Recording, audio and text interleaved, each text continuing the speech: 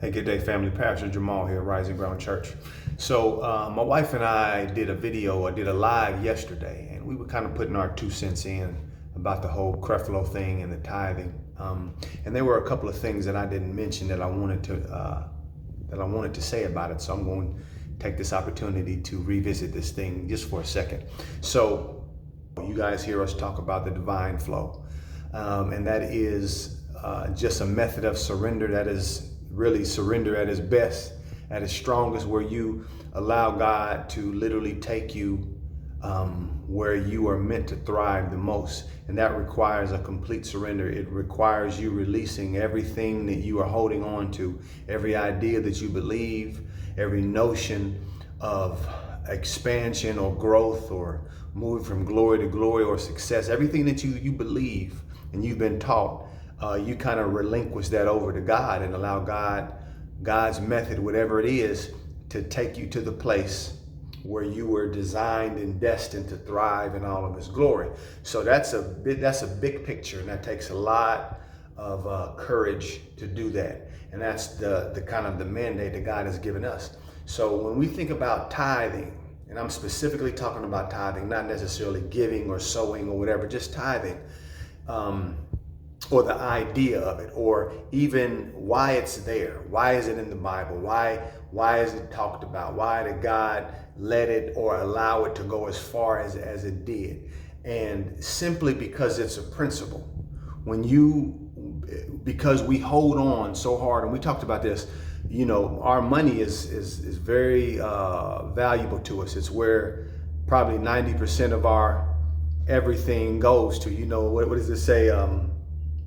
You kind of like your wherever your heart is, or wherever your treasure is, your heart is. So once you understand that that's a real place and a real truth, man, then, and especially if it goes in the opposite direction of where God is trying to take you, there's some things that has to shift. So when we talk about tithing is, or it was the principle of it. I'm not talking about, it's the principle of the thing. The meaning of it was to get you in a flow of something that would inevitably get you to becoming something. It gets you to becoming a giver. You embody giving. You become this thing that is like God. God is all love. God is all peace. His mercy is grace. God is all giving. God is all love. So this is an attribute and a quality that you have to have too. So it's just a way to get you to become something. We talk a lot, man. We talk a lot. We say we understand a lot. But when it comes down to the experience of doing and being what it is we think or we say we understand, we don't do it. We can't do it. I heard this pastor say that he was specifically talking about healing, and he was saying that people go around and they quote, by Jesus' stripes I'm healed, and they'll quote it, man, they'll say it forever, and they die. And he said they died because they never had a revelation of the word. We got to understand that the words in scripture point to something. It's almost like a signpost that directs you in the direction that you're supposed to go. Tithing is that thing. You learn how to give unapologetically. You learn how to give with, and eventually you start not to fear it anymore. You start not to be worried about if you're going to have. So that's the principle of it. That's the law of it. That's the thing where God is trying to get you to go. I don't hear a lot of church people talking about these kind of things. I believe because they're afraid that they're going to be wrong, or they're afraid that it doesn't make any sense, or people are going to judge them for it. And because of your fear, you never get to become what God is trying to get you to become through the strategies that are there. Tithing and giving, or those things are strategies to get you to embody what it is that God needs you to embody, so that you can operate successfully in these principles and in these laws. So you don't have to lack anymore in those areas, because you've learned how to be the thing that God is trying to get you to be. And for those people who say, the people that come into the church and they don't have. And you know, when you tell them, when you're talking about giving and tithing and they can't do it, and you're making them feel whatever, first of all, if you're making somebody feel fearful, or you're making them feel guilty, then yeah, that's wrong.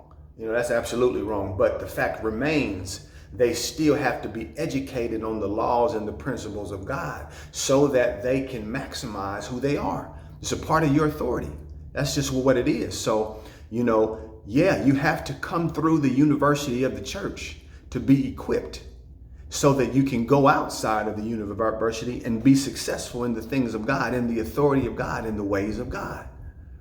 You know, this is a discussion and a topic that won't make sense all the way right now for those of you who are holding on to an idea and to an erroneous behavior, like, you know, blaming the pastors and the leaders who talk about this kind of thing. You know, you let God. Well, I'll say this. If you're not ready for it, you can't go. Meaning, if you're not ready to hear something different, or to understand something different, or to allow God to give you a different perspective, if you're not ready to go because you want to hold on to what you're trying to hold on to, believe you me, you won't go. You're not qualified yet. So you can't receive revelation and truth if you're not ready to receive it.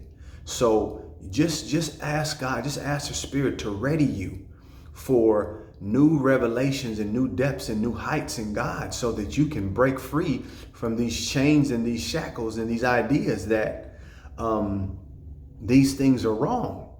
And no, because it's not right. It's a principle, it's a law, and it's a thing that you must get and understand in order to move to the next level. I'll talk to you. Peace.